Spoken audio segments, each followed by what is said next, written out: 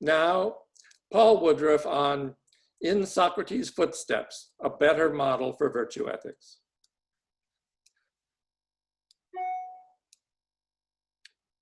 Paul. There. Thank you very much, Don, for that very generous introduction, and also for organizing the ISSS, which I think is a delightful addition. I have many other people to thank. I first encountered Socrates and really kind of fell in love with the figure when I was learning Greek, my first year Greek course with a wonderful professor named Tony Robacek. We read the Memorabilia, and I thought, this is a wonderful man. I want to know more about him. Then in my third semester of Greek, I read the Apology of Socrates, and I regret to say I decided that this wasn't such a nice man after all. I thought there was really quite a hard edge to the way he proceeded. And then in the next semester, I took a course with Gregory Vlastos on ancient philosophy. And his love for the subject, and especially for Socrates, was contagious. And I realized that for Vlastos, as it has become for me, Socrates was not an historical figure. Socrates was an important invitation for ways of thinking about social, moral, political theory that were the dominant themes in Vlastos' intellectual life, I think.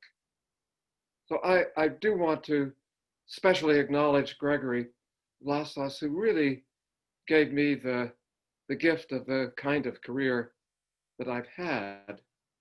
Another thank you that's important to me, I think, is this.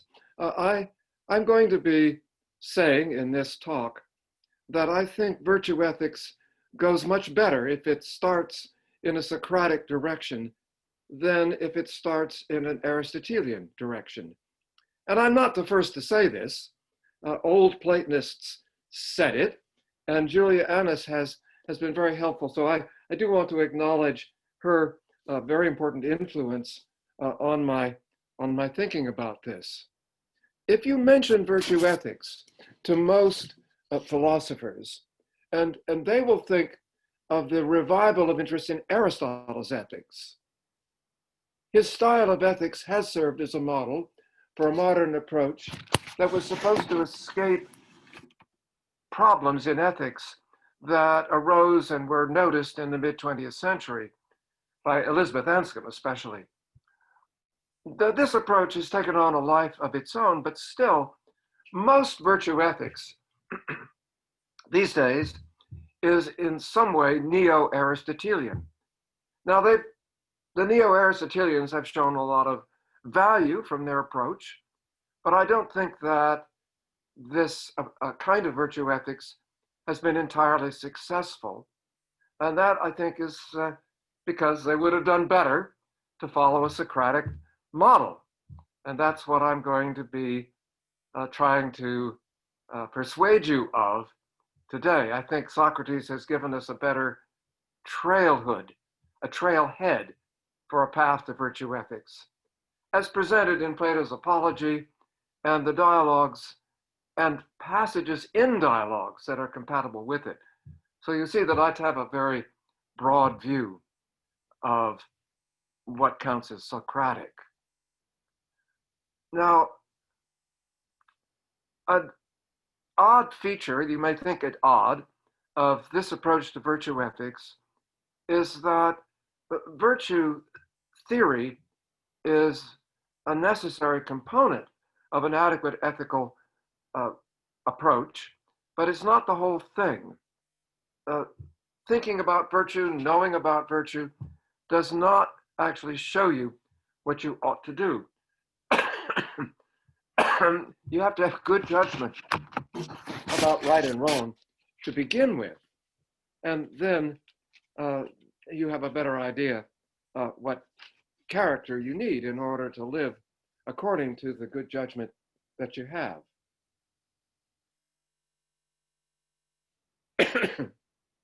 The Socrates that I'm talking about is the one who begins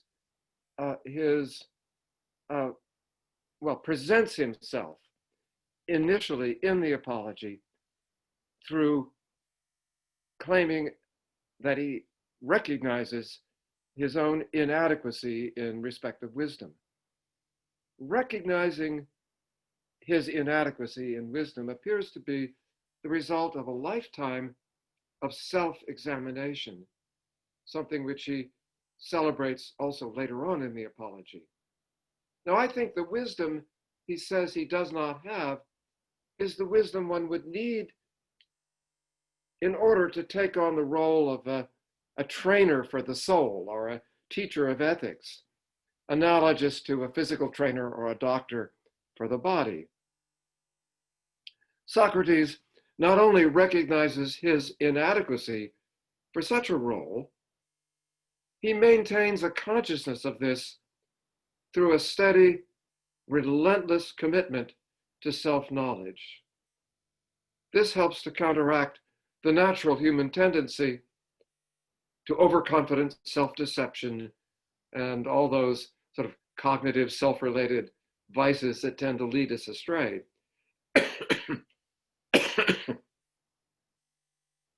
Recognizing your inadequacy in wisdom and keeping it before your mind is what Socrates calls human wisdom. And that must be the first starting point for what I'm calling a Socratic or Neo-Socratic approach to ethics. And that leads to a second crucial starting point. If neither Socrates nor any other teacher knows how to look after your soul in the way a doctor looks after your body, then you're on your own. You must take on your own project of self-improvement, what Socrates calls epimeleisthai tes psyches, to care for and nurture the soul. That project has enormous consequences for ethics, as we shall see, and that's my second starting point. I used to make a mistake about this. I used to think that the correct word for this was epimeleia, the noun, but in fact, in the Apology, it is always epimeleisthai. It's always the middle verbal expression. And that is significant. Now, your soul is the most important thing about you. It needs attention because it bends readily under pressure or temptation, like a flowering plant pressed down by the wind or drawn to spread its leaves and petals to the shifting sun. Every time you commit a wrong act, you bend your soul the wrong way.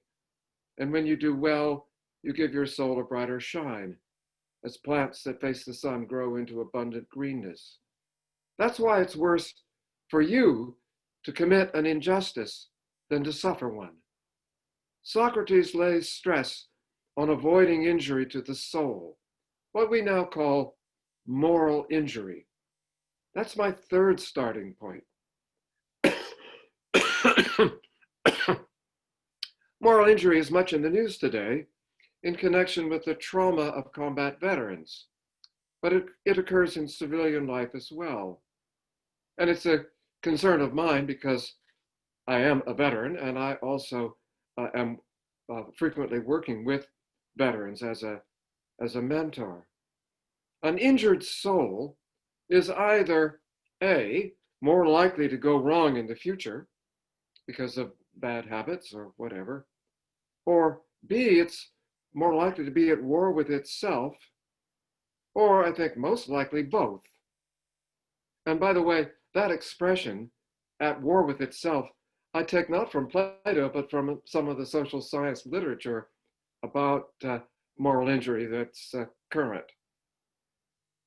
Now, Socrates teaches in the Apology and elsewhere that the pursuit of virtue must eclipse the desire for wealth or reputation or high office, and sometimes even the desire for life itself, as we learn from both the Apology and the Crito. Such desires, wealth, honor, staying alive at any cost. These are a major source of moral failure and therefore moral injury.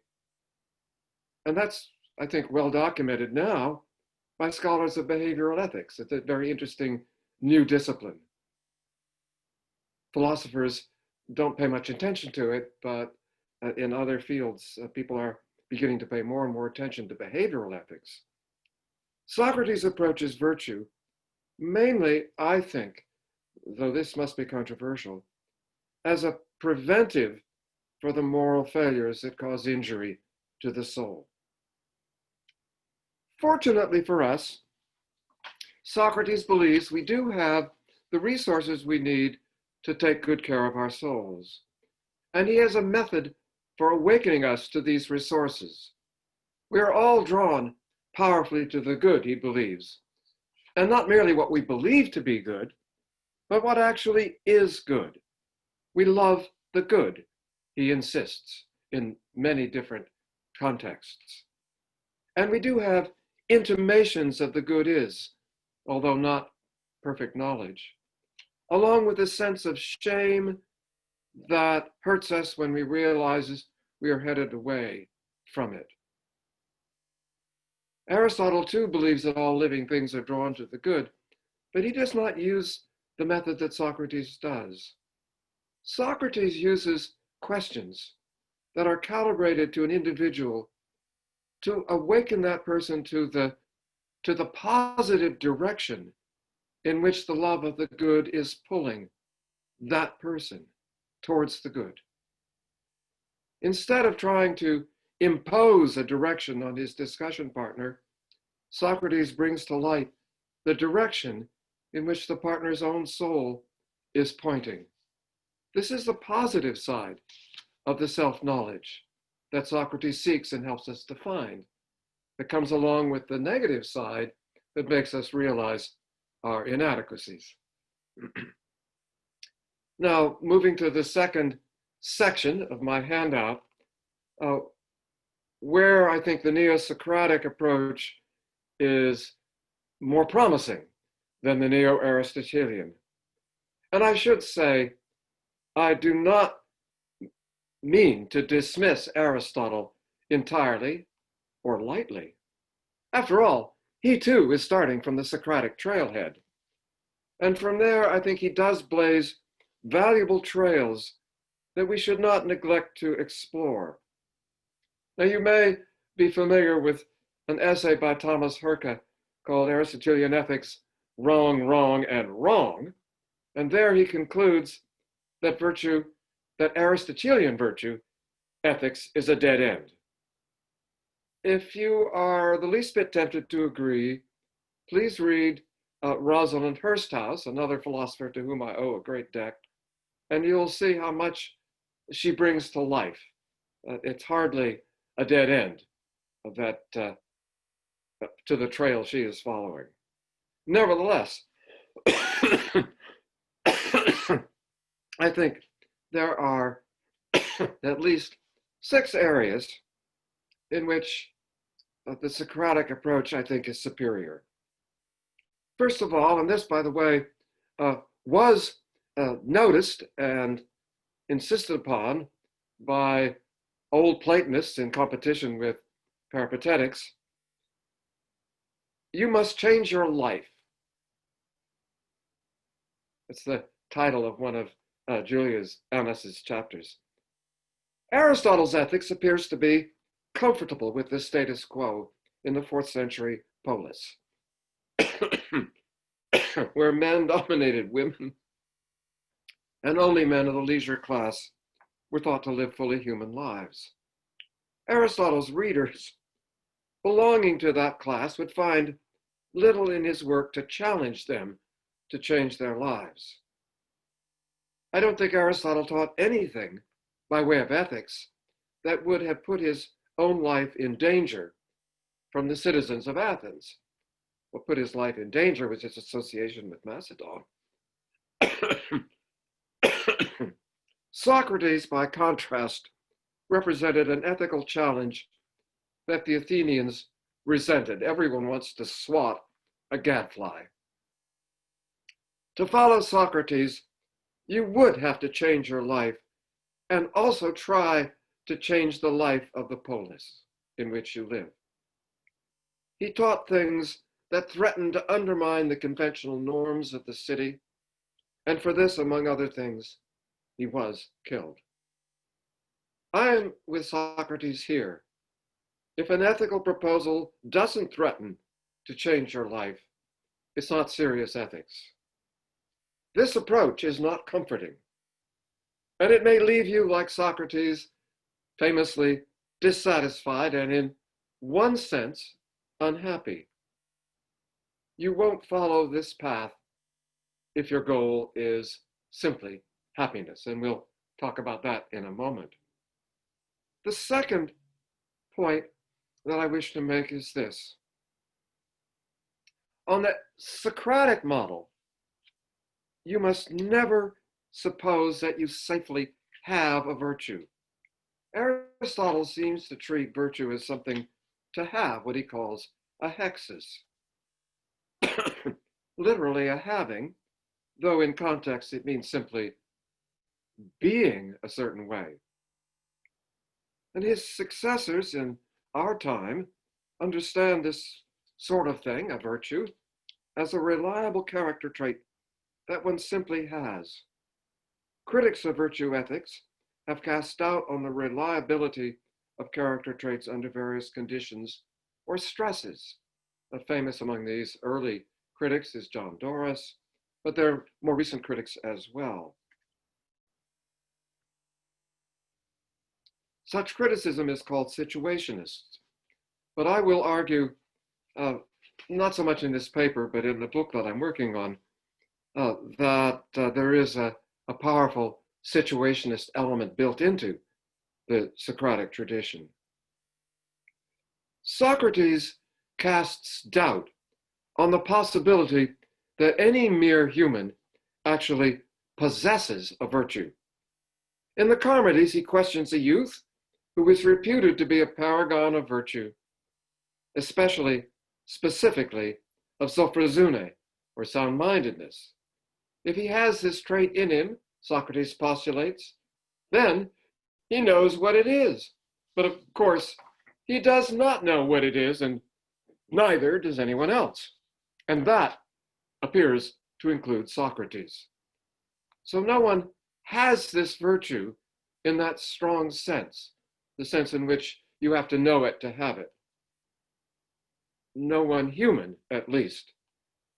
We could imagine a god who possessed that virtue and knew what it is, but we are human, and we must start with recognizing our weakness in ethical knowledge if we are to follow Socrates. Perfect virtues would form a robust character, but such a character is too rigid a thing for us human animals to capture and hold on to. The third point gives some substance to what is meant by epimeleisthai tes psyches, which is what we have to do instead of having virtue. We have to be working on virtue. And how do we do that? We question ourselves and others. This, Socrates says in the Apology 38a, is the best thing one can do, questioning oneself and others about virtue. It is instrumental to one's own virtue and to the virtue of others, and I think it is also an intrinsic good. Epimeleisthai tes psyches is, as virtue would be if we could have it, an intrinsic good for Socrates. It's the closest thing a human being can get to actually having virtue. And an essential component of this activity is questioning. For many reasons, I won't go into all of them, but it's obvious that self-ignorance is harmful, especially insofar as it allows us to mask our moral weaknesses from ourselves. Now, self-deception is universal to our species, as has been demonstrated recently, especially by social science, And there may be an evolutionary explanation. Maybe there are certain tasks which we accomplish better if we deceive ourselves into thinking how smart and capable we are. I just point out by way of a footnote that Socrates' insistence on self-knowledge is picked up by Immanuel Kant, who's often thought to be operating in a very different moral space from Socrates. I think that Kant is actually much closer to Socrates than most people do. Kant believes that the first and most important imperative with regard to the self is the imperative of self-knowledge. And he thinks that this is virtually impossible.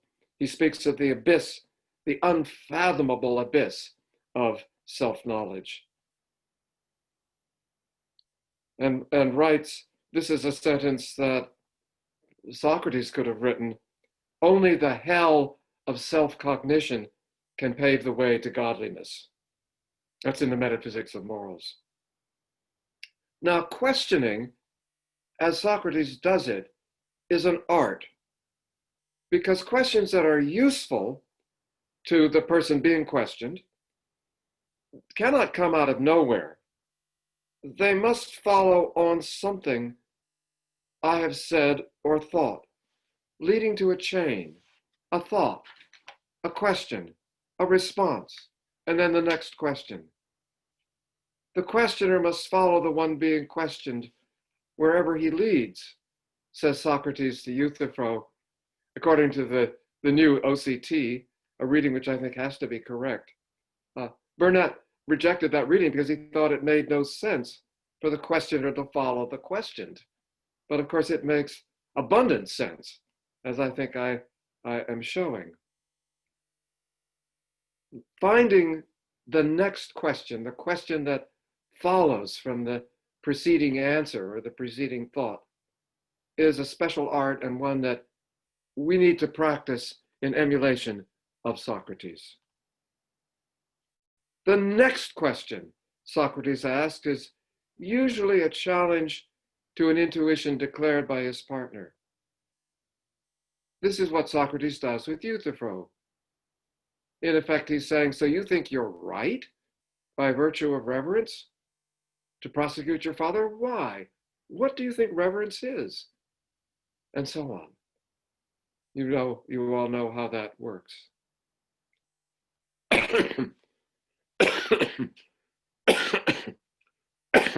The fourth point on which I think the Socratic approach is superior has to do with eudaimonism.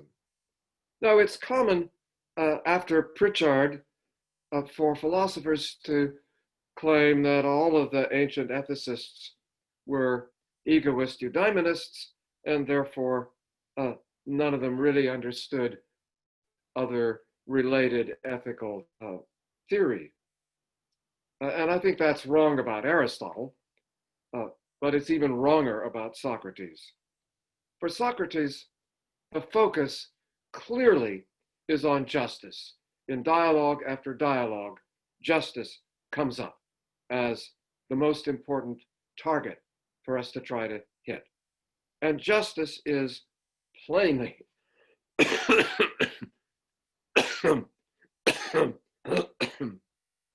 an other regarding virtue, because it is, as Socrates assumes right at the outset of Republic I, it is the virtue that allows us to live together in communities without civil war.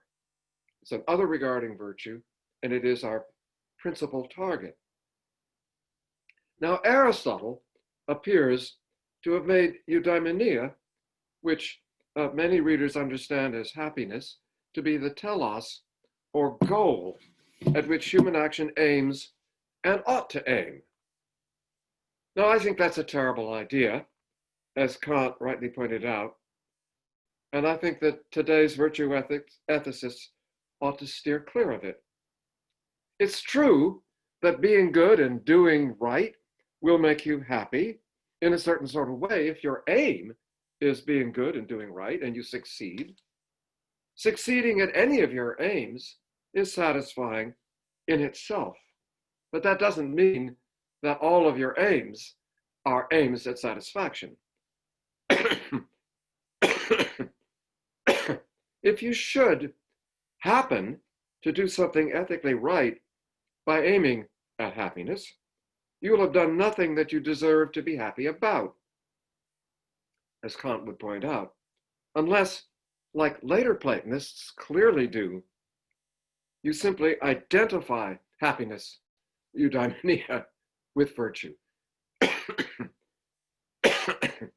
Now, Socrates was willing to risk his life in a mission to sting his fellow citizens to take better care of their souls than they did of their property or their reputations.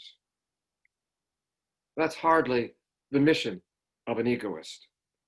Following his example,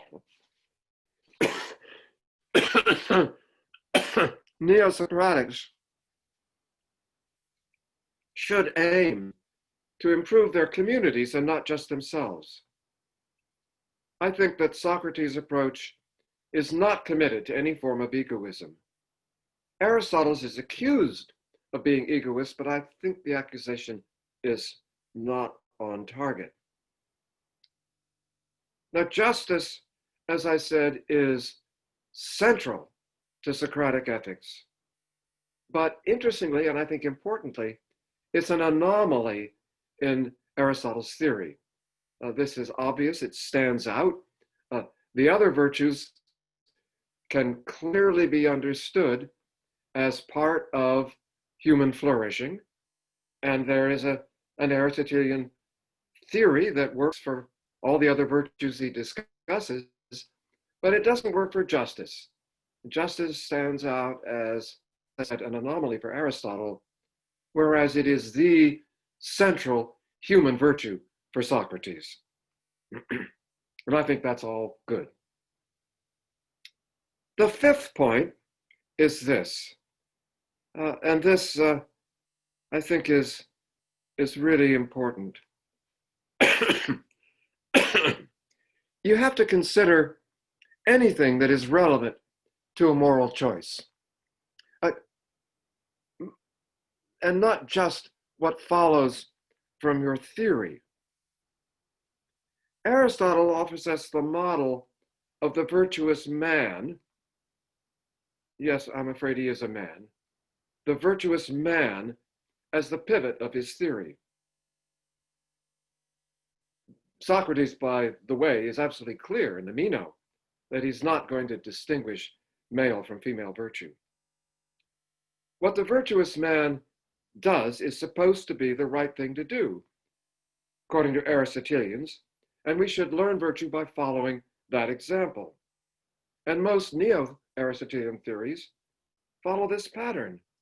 Some of them, I think, ground ethics on the ideal or model of the perfectly ethical person. That is, they say that a right action is right because it is the action that a virtuous person would take in the circumstances. Now, that theory, I think, will not work. It's been heavily criticized in the literature. One clear reason why it won't work is that we imperfect beings need to do things that the virtuous person will never do, like apologize for making mistakes. So that model simply is plainly incomplete. There's also, of course, the problem of identifying in a non-circular way the perfectly virtuous person whose actions define for us what virtue consists in. So that, I think on both of those grounds, we have to give up that idea. Christine Swanton, who I think is another wonderful neo-Aristotelian ethicist, argues instead of this agent-centered approach, what she calls a target-centered approach, using Aristotle's theory of the mean. Oh, how well that works, I leave up to you. But I think on the Socratic model, their commitment to the Socratic account of virtue does not entail that you make moral judgments only on the basis of virtue. Look at what happens in the Crito. Consequences are relevant there, as are rules. And I think, as Julia Annis has pointed out in The Morality of Happiness, especially in the later Platonic tradition, it's very clear that there are no theoretical restrictions on what considerations bear on a moral judgment. And what that means is that Socratic virtue ethics cannot be seen as in competition with utilitarianism or Kantian deontology. These are not theories competing for our allegiance in determining how to live. That is, on the Socratic approach, there isn't a single theory that limits how you should be reasoning on moral matters. And I think that's another really important point to keep in mind.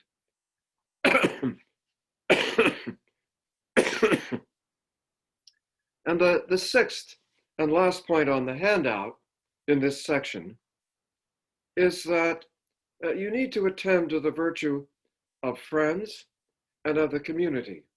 And Socrates, of course, is doing that. That's what he says his mission is in the Apology.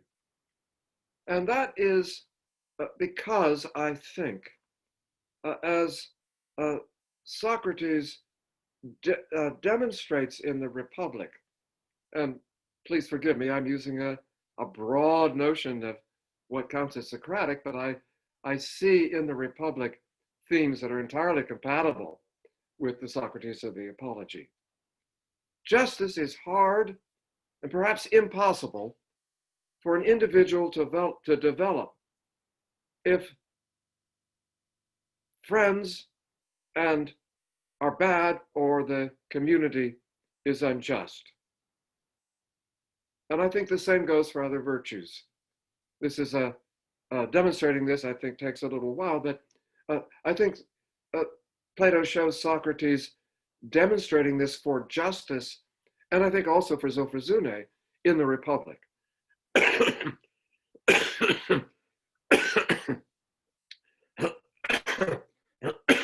The more a community deviates from virtue, the harder it is for individuals in it to be virtuous.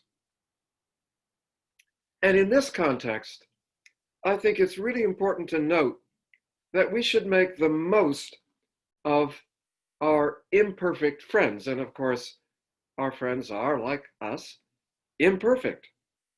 Now, the best form of friendship, according to Aristotle, is between men who share virtue. Now, this opens his account of friendship to two serious objections. First, simply in being virtuous, the friends will not have distinctive individual qualities, such as are needed for friendship as we understand it.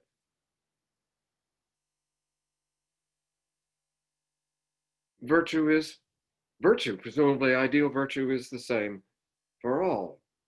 There's no room here for the kind of connection celebrated by Montaigne and more recently by Nehamas, because it was he, because it was I. The second problem, I think, is that Aristotle does not offer any recourse for maintaining virtue-type friendship through the ethical failures that are inevitable in human life.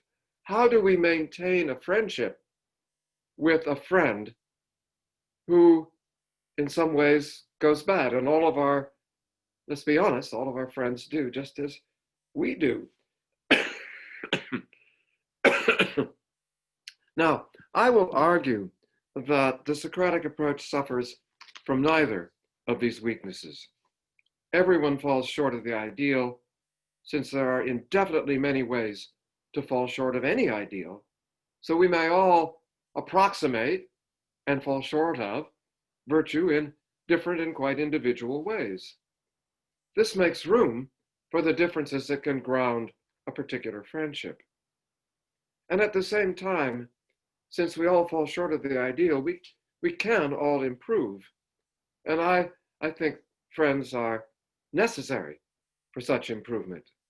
Friends help us see us as we are, sting us like gadflies when we are careless of virtue, and ask us the questions we need to face in order to avoid complacency in a false sense of wisdom or virtue.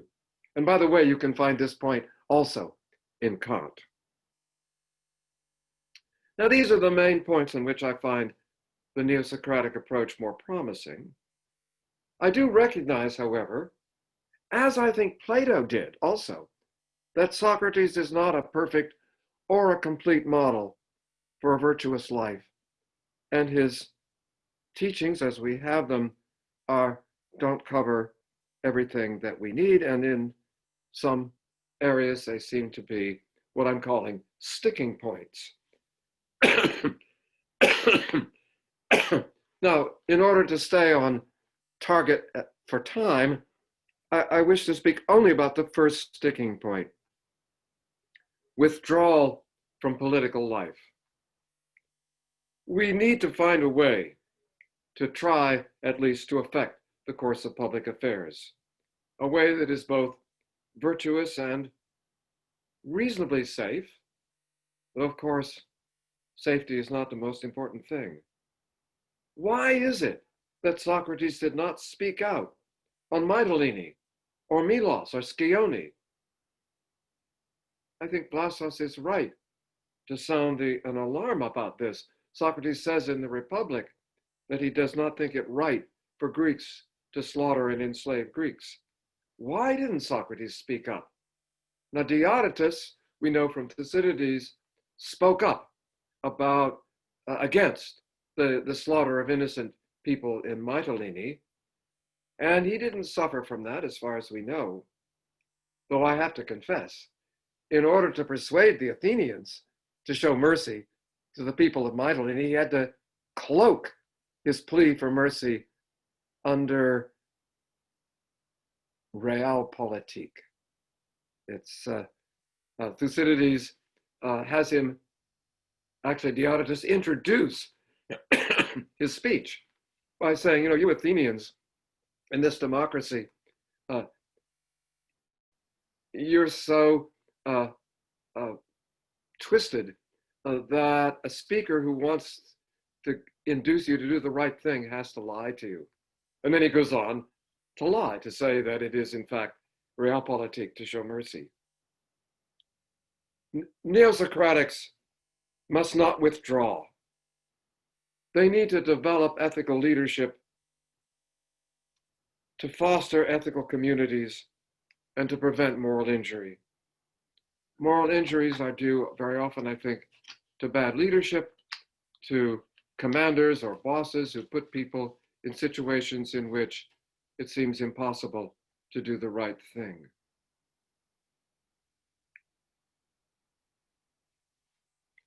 A consequence of our many weaknesses is that we depend heavily on each other for the quality of our moral lives. One person cannot practice epimeleis, laites, aretes, or tes psyches alone. You need others, and others need you to be supportive of virtue and to work together on maintaining a healthy community. What you do sets an example for others and may affect others in other ways as well. In my terms, this means that you must exercise virtue as a leader and as a follower in your community, and know when to take each of these different roles.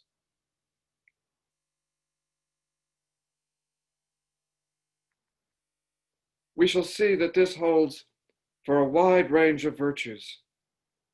You cannot cultivate virtue at any depth in a vicious community or under vicious leadership, and that is why we can't withdraw from public affairs. Well, thank you very much. That takes me to the end of my prepared remarks, but I think there's plenty to discuss Okay,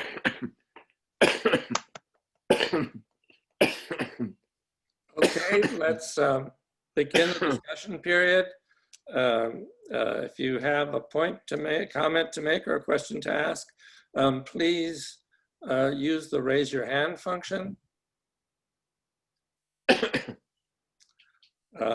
Nick Smith. Hi, Paul. Hi, Nick. It's so good to see.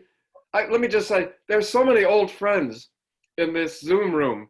It really is a delight. But anyhow, nice to see you, Nick. Emphasis on old in this case. Good to see you. I hear your cough hasn't gotten any better.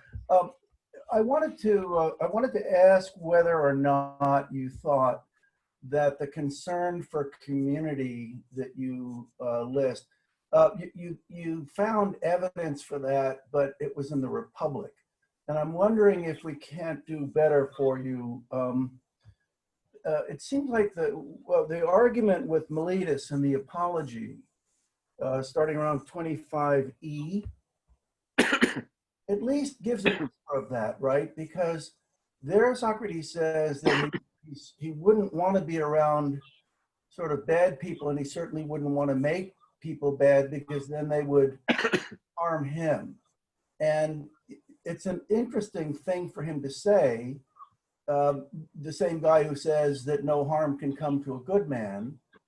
But you know, if we take that seriously, that would give you a ground for the sort of other regarding. I mean, it's a sort of the point you were making about how it's difficult to cultivate virtue when you're in a community that denigrates it.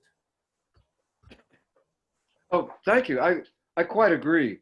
And I think I said, though I didn't cite the passage with Miletus, that yes, I find this very clearly indicated in the Apology. Thanks, Nick. Okay, next, Dylan Flutter. Sorry if I mispronounce anyone's name today. Hi, everyone. Thank you, Professor Woodruff. I enjoyed your paper.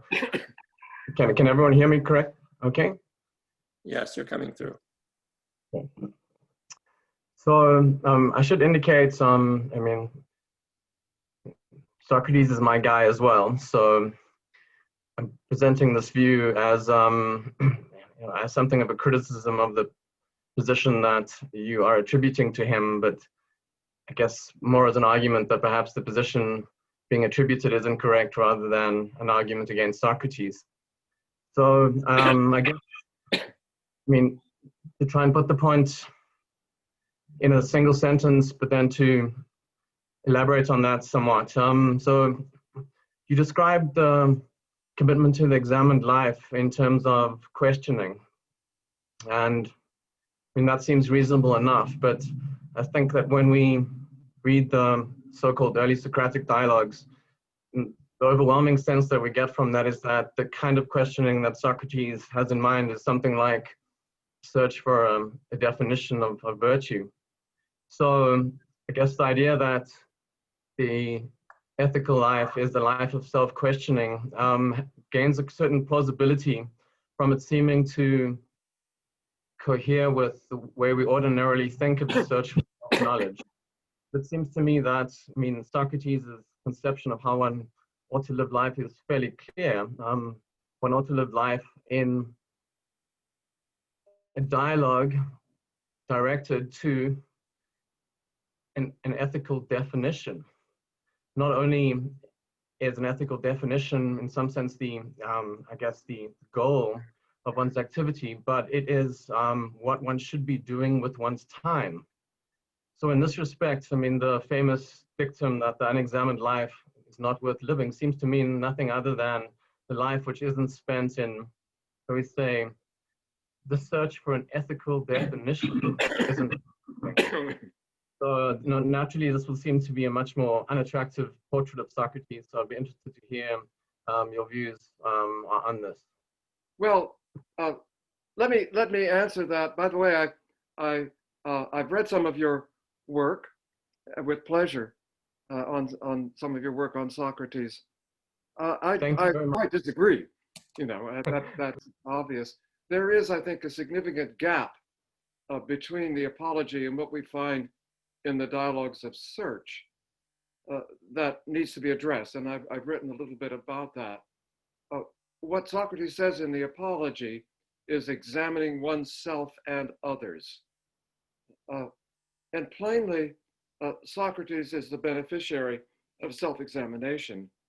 And I've cited, of course, the Hippias Major, but there are other dialogues that are evidence of this. I think most important is self-examination. What sort of examination is that? I think that the dialogues that are focused on defining virtue are really, in a sense, ethically skeptical. We're left with the problem of living good lives without knowing definitions. And I don't think that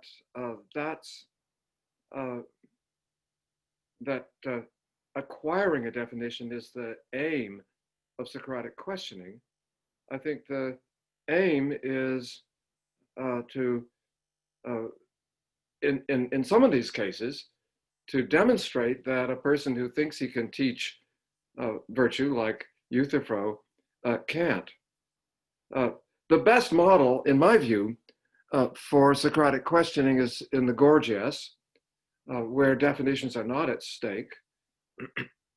And I've just read a nice article yet to be published by Benjamin Ryder, who's somewhere in this audience, about that. That's the model that I'm more interested in than in the dialogues of definition, which I think primarily serve to show our ignorance, which is important for us to recognize. So thank you for that.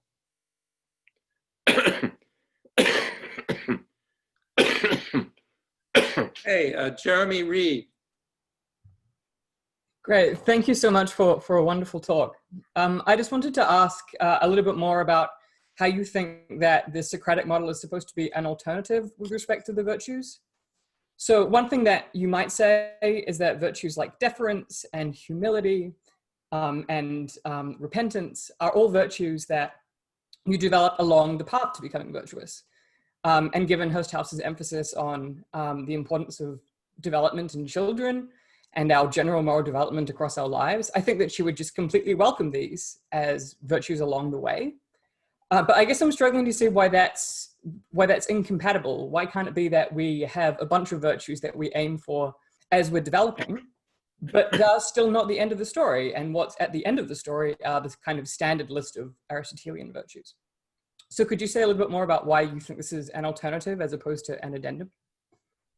Oh, I think I agree with you entirely about that. I think there are quite a good many virtues, and one of the sticking points for me is that Socrates does not seem to recognize some of them, or even seems hostile to one of the most important virtues, which I think is the capacity for compassion.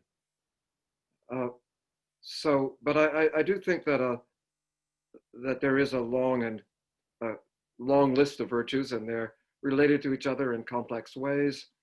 I think to some extent they are all unified in that they all involve some exercise of wisdom.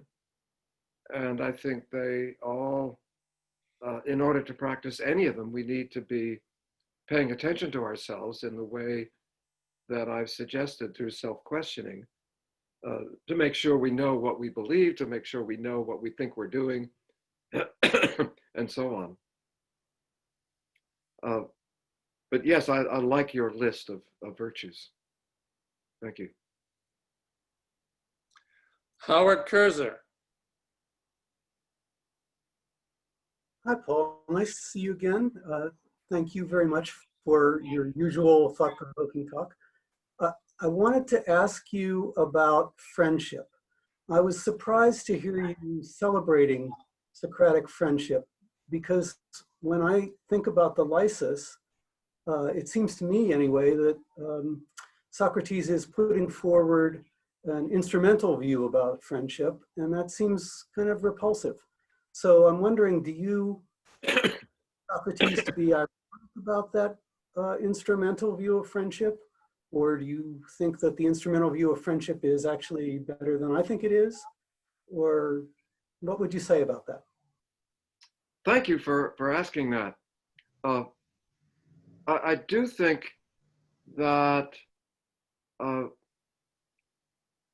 Plato does not present Socrates as an ideal friend, right? Nor even as an ideal teacher, and thereby hangs a long tail. I think there are, in a way, this is one of my sticking points that I mentioned, but I didn't go into it. I've been enlightened, I should say, by a wonderful dissertation that a recent graduate student of mine wrote. Glenavon White wrote a dissertation about friendship in the Phaedrus. And from that, as a result of the deeper thought about the Phaedrus that came to me from reading her dissertation, I've begun to see how important it is for us to recognize the potential of our friends for virtue, because that's what the Platonic lover does in the Phaedrus. He sees in the boy a potential for a godlike virtue, and then he tries to help the boy develop that. And the boy, of course, seeing that reflected in the eyes of the lover, becomes enthralled with the same thing, and so they share a goal. It's not.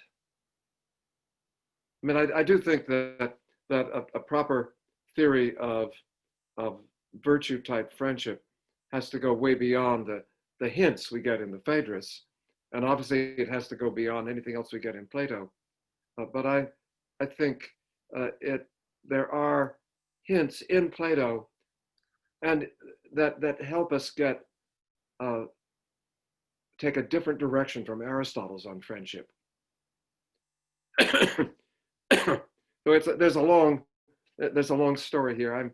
I'm trying to write up my views on this currently. It's a large issue, but yes, there's not enough in Plato on friendship, and I agree. The Lysis can be read as making friendship instrumental, and so can the Symposium can be read as making eros for the boy instrumental for the lover's increase in knowledge. And all of that, I think, is quite rebarbative. But in the Phaedrus, we get a more mutual kind of relationship suggested. So, yeah, major issue for both Plato and Aristotle. Victor Signs. Thank you so much for your presentation. That was great.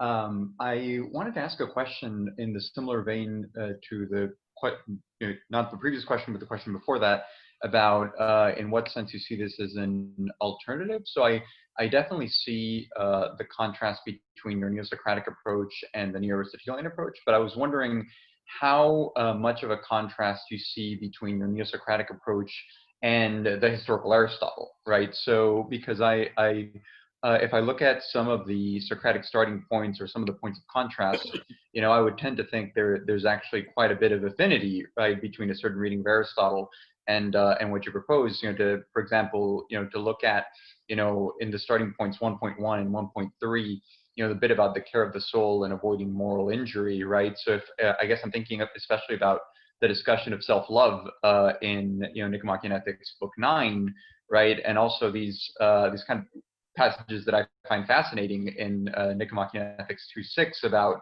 certain things being so bad that you never do them, right? So I guess thinking about that, or thinking about the Neo-Socratic versus Neo-Aristotelian, thinking about bits about justice as kind of the major Socratic virtue. So I think about something like Aristotle's claim that we're social or political animals, right? So if that's at the core, then it seems like justice is also going to be at the core, especially if we think with Aristotle that wherever there are communities, there's justice and there's also friendship, right? So I wonder, kind of in light of all that, if you see your approach to be in sharp contrast to that of the historical Aristotle, or maybe there's affinities, or maybe something else. Thank you.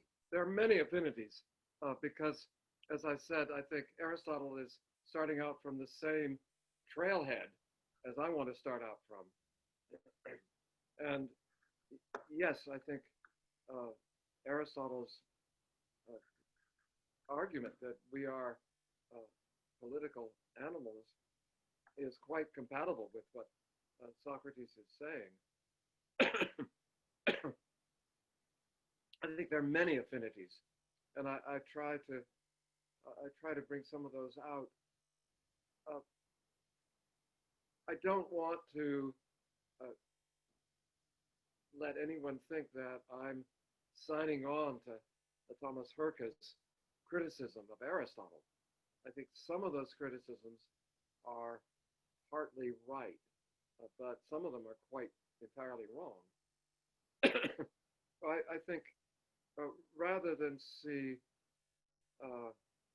Aristotle as, rather than sort of reject the Aristotelian approach, what I want to do is consider Aristotle as yet another Socratic and compare priorities of doctrine. I do think there are important differences, as the later Platonists did, between the Aristotelian approach and the approach that starts with Socrates. The Platonic approach that starts with Socrates. And those I try to bring out. But I do think that there are many points on which we can and should learn from Aristotle. It's an odd fact of intellectual history that the generation of philosophers, or I should say generations of philosophers, that started the modern revival of virtue ethics, all read greats at Oxford. And at Oxford, you read the Republic and the Nicomachean Ethics. And that's it. You don't read anything else. I remember going to my tutor in my first week or so at Oxford and saying, because I'd read the book, I read the catalog, I knew that I was allowed to choose in place of the Republic, the Theaetetus and the Sophists. So I went to my tutor and I jauntily said, well, I'm going to choose to do the Theaetetus and Sophists because those dialogues have good arguments and there are no good arguments in the Republic. And he said, you're reading the Republic. I said, no, I choose the Theaetetus and Sophists. He said, you're reading the Republic. So I think it's no accident that the philosophers who started us off on this wonderful revival of virtue ethics all used Aristotelian concepts in the beginning. And what I'm trying to do is get back sort of behind those Aristotelian concepts to think in some other ways. But thank you very much for that. David Murphy. Thank you for this wonderful and stimulating talk. And I wondered if you would be able to go to your sticking point 3.3 and say something about homoiosis theoi, how you would see that goal fitting into Socratic ethics and maybe in line with it. Does one need wisdom that's greater than human wisdom in order to become like God? Thank you for that. That I think is a really important issue. I have written quite a bit about what I call virtues of imperfection, and I have a paper with that title. The virtues of imperfection are virtues which the gods themselves cannot have, as the Greeks think of the gods and as Plato thinks of the gods. But it makes no sense to suppose that the gods are reverent, or at least you have to go to quite a lot of fancy footwork to show how the gods might be reverent. And as the Greeks understand the gods and compassion, compassion depends on awareness of your own vulnerability. And the gods are not vulnerable. They can't be aware of their own vulnerability, and they can't show that kind of compassion. Also, and I think this is very important, the virtue of good judgment, eubulia, which is celebrated by the poets, and I think by some other thinkers like Protagoras, is an alternative to knowledge. You know, if you and that shows up in one of the fake Socratic dialogues, I suppose. But if you know what's going to happen, then you don't need to exercise judgment. You exercise knowledge. And good judgment, nevertheless, is essential to human life. And Plato does not have Socrates bring that out.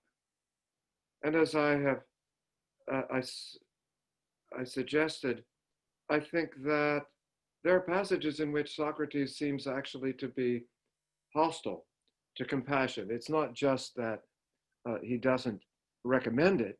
He seems actually hostile to it in the Apology, for example. He's not asking for compassion, which is fair enough given the situation. But I think for living virtuously as the imperfect beings that we are, we need to cultivate the virtues of imperfection, such as good judgment, compassion, which are celebrated by the poets and by some other philosophers, but not by Plato. So that's an important sticking point for me.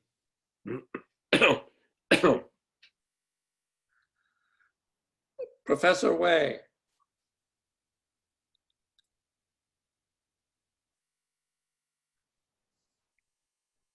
Thank you, Paul. I was just wondering what this Neo-Socratic approach say about moral education for children in particular. I mean, it seems like childhood is especially a critical period of time for moral education and for cultivating virtues. But many of the things Socrates does, you know, like to be a gadfly, to question your peers, to attempt to gain self-knowledge, these sort of things are not typically what children can do on a regular basis. You know, in this regard, it seems like Aristotle has more to say, right? And by the way, this is part of the reason why he thinks that virtues are hexes. They're relatively stable because they are the results of continuous repetitions for a long time since childhood. So yeah, I guess my question is, where should we look for such a theory? Should we look for a Socratic theory on moral education for children in the Republic, or is it missing? Or yeah, that's the question. Thank you for that. I agree with you. I think on childhood virtue education, Aristotle is better than Plato. Plato doesn't say much about it. There is something in the Republic, and you know, about making sure that young people are exposed to the best models, and in particular, not to sailors. That's a very anti-democratic thought, because of course the sailors were the bulwark of Athenian democracy.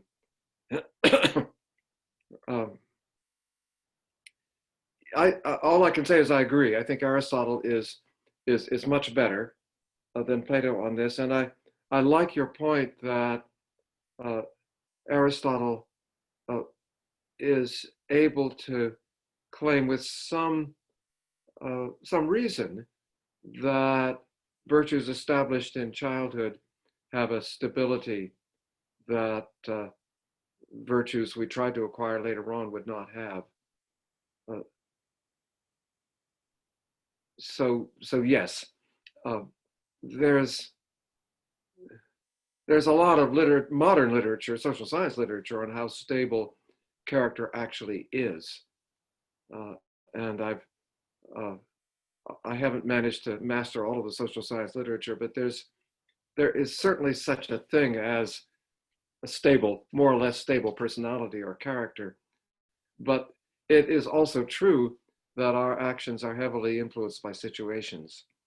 And so, I think the most accurate account of human behavior talks both about personality and about situation and about how they interact.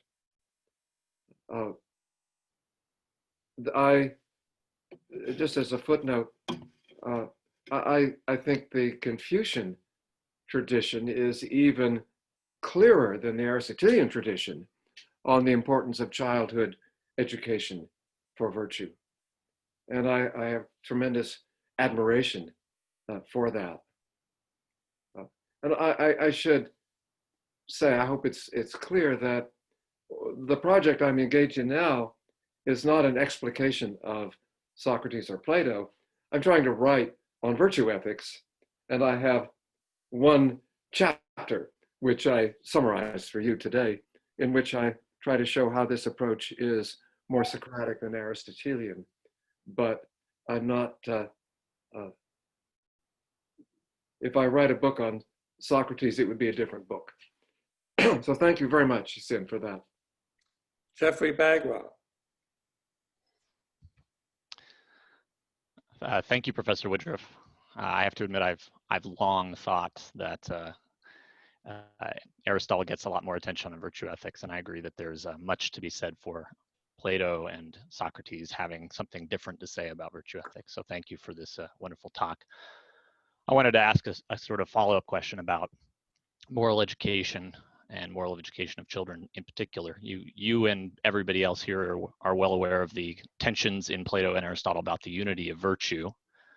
And it seems to me that in some ways, Aristotle and Plato have different advantages in terms of trying to resolve that tension.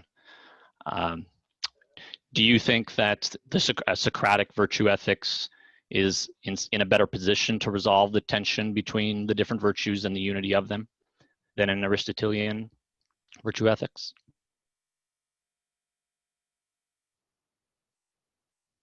Thank you for that.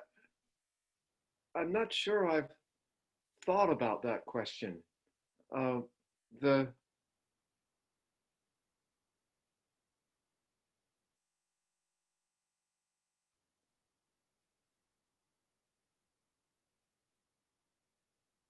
I do think that there's a lot to be said for the Aristotelian approach, and I'm not quite sure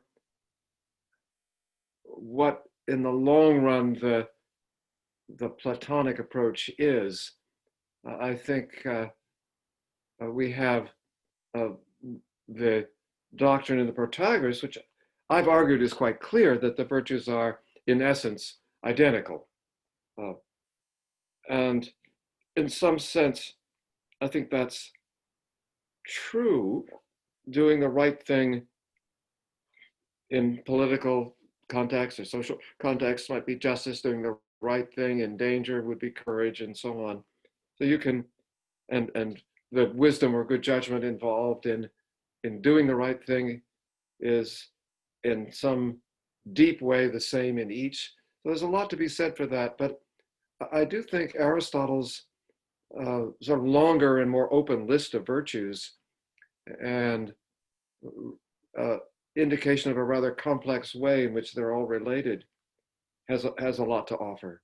So this is an area I want to think more about. Thank you for that.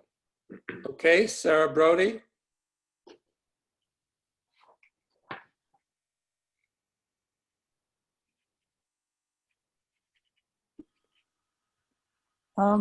Am I audible now? Yes. And so Okay. good to see you. I didn't. Lovely to be here, and thank you very much, Paul, for your paper.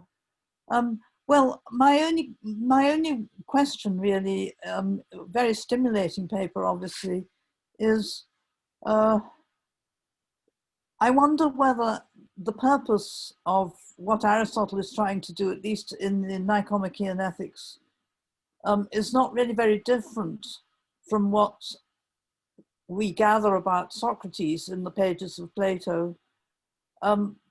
In the Nicomachean Ethics, he very clearly says what he's doing is setting up a standard for the political leadership, which he no doubt optimistically assumes the main task of the political leader is to produce virtuous citizens, and that seems to be just taken for granted. It's never argued for, and we get that in Plato as well. And then in the NE, he sets up this sort of template, which, because it's a very complex subject, it leads him in many different sort of sub-directions. And by contrast, Socrates, I'm not clear that he really is in any positive way trying to set up a sort of exemplar of virtue, including in himself.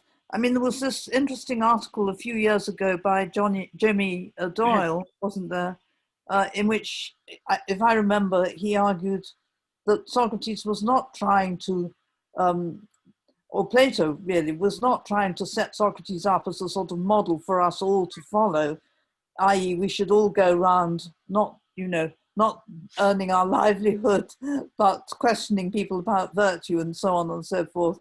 That seems, as it were, absurd. Socrates is a gadfly. Aristotle, and I think this is not irrelevant, was in no position to be a gadfly, or even to behave in a way in which one of his disciples, say, corresponding to Plato, would portray him as a gadfly, because he came from a sort of one-horse town, and even though he could have stayed in the court of Macedon, it was not cultured. And so he chose to come to Athens, but it was impossible for him to be a citizen. So he couldn't, as it were, take up the position of, as it were, internal critic, which was a natural, although it's certainly true, demanded great courage on the part of Aristotle. But it seems to me that that type of position was one from which a metic like Aristotle was just shut out by the status that he happened to have. So it seems to me that the two philosophers are coming from really very different perspectives. And so obviously I'm not saying we can't compare them about virtue, their theories about virtue. Of course I'm not saying that. But it seems to me that any comparison would have to take account of the difference of where they're coming from. I think I entirely agree. Thank you for that. Yes, as a metic, Aristotle could never function as a gadfly. That's quite right. And I do think that Plato actually makes it abundantly clear that Socrates is not, that he's not presenting Socrates as a model for how we should live, or even how we should teach if we're teachers, or how we should connect. I mean, there is that passage in book 7 about questioning in ways that would unsettle the ethical commitments of young people. So I think it really is important to recognize that Plato is not presenting Socrates as a model. And I agree with you. I love Aristotle, right? I hope I'm not making it seem that I'm not a fan of Aristotle's. I am. I think there are wonderful things in the ethics and the politics, both. And I agree that the ethics does appear to be aimed at the goal of establishing the kind of leadership that would be conducive to virtue, as is Plato, as you point out. But they have a tremendous amount in common, of course, as you'd expect. But I do think I should acknowledge that that difference in role and difference in purpose. After all, Aristotle's a philosopher, and Socrates is a quasi-fictional historical character. So they're already different, whatever it is that they do and say. So it's odd to compare them. But I like what you said very much. Thank you, and good to see you. Good to see you. Carissa Phillips-Garrett. Thanks. So I want to ask about 2.5, where you're talking about sort of the advantages of having, where you say that the fact that non-Socratic ethics is not in competition with Mill and Kant is an advantage. And so I'm wondering where, if you're sort of staking out a position then in this kind of debate that's been happening in kind of contemporary virtue ethics about kind of how important we should take things like an account of right action, being able to give an account of right action or giving action guidance are for a kind of moral theory. So I'm wondering, I was looking back at sort of the Socratic starting points that you start with, and it struck me that most of those seem to be kind of methodological, right? Like ways of approaching how do we care for our soul? How do we approach making ethical, thinking about these questions, but not so much ways of determining in particular cases, what is it that I ought to do? And so I'm wondering if, so you could go the kind of, Anscomian route and think that that's not actually what virtue theory should be doing at all, right? That what you should be focusing on is not giving a kind of account of right action or a kind of action guidance in this particular way, that's the wrong way to go, in fact. So that's one path you might take, right? Another path would be the kind of Hurstausian route, which wants to kind of give an account of how it is that virtue ethics can give us an account of right action, can give us this kind of action guidance. And so I'm wondering where you see yourself situated kind of within that debate, but then also whether the fact that it's not in competition with Mill or Kant means that the kind of Socratic ethics then would need to be supplemented in some significant way. Yeah, and maybe you just need to say more about that point. So I'll stop there. I'm so glad you brought that up. My thinking on this is really part of a larger contemporary debate about the role of theory in ethics, and I take the line that in terms of practical ethics, theory isn't terribly helpful. Though, I mean, what is it that ethical theories can actually do for us? I don't think that they can provide algorithms for right action. There's a lot of quite good work by Neo-Kantians. I think of Alan Wood's essays on this to show that Kant did not intend his theory to provide a rational algorithm for right action. And I think if you read the Metaphysics of Morals, you come to that conclusion. And then, think of the way Railton talks about utilitarianism. It's not clear that utilitarianism provides, again, a clear criterion for right action. And so Hursthouse and others have said, well, maybe virtue ethics doesn't tell us what we ought to do, but neither do those other theories. What do theories do? What does this theory do? I want to give a rather complicated answer because I think in considering what to do in, say, a difficult situation, it's important to think about the effects of your action on your own character, on the character of your community and friends and so on. That's part of it. So virtue has to be part of any careful ethical judgment. But also, I think that one of the areas in which it's most important for us to act virtuously is in the process of making ethical judgments. Because we need to make them in a virtuous way.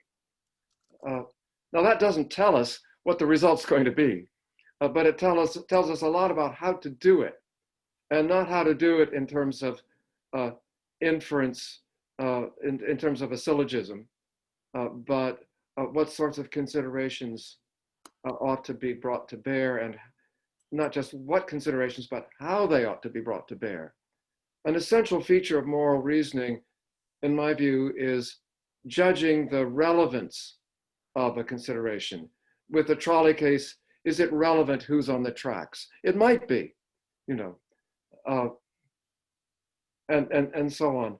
And judgments of relevance, I don't think can be theory-based. That is, I don't think there's any way to know and what is relevant and support your claim. I know that this is relevant and that is not, or I know that this is more relevant than that. I think these are matters of judgment, and matters of judgment need to be dealt with in a virtuous way. So now this is not Socratic, this is me, but I actually think I share this view to a large extent with virtue ethicists like Hursthouse. I think I learned it from her. One question to ask is, can you make that decision in a virtuous way?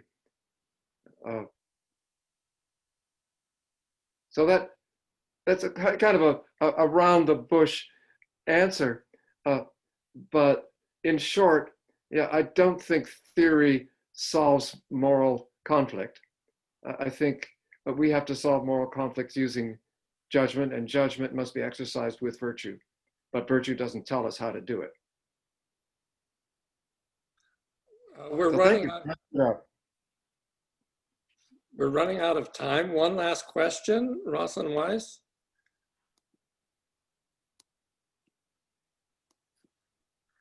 I can't hear. Rosalind, good to see you. Yes. Okay. Hi. Hi. Sorry.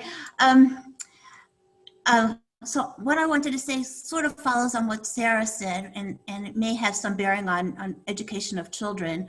And that is the idea that Socrates tried to get people to care about being virtuous in the first place.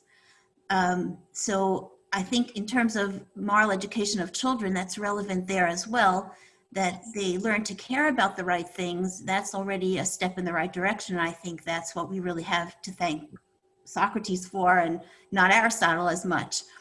And the other very small point I wanted to make was that I think Socrates considered himself politically involved, politically engaged in his own way.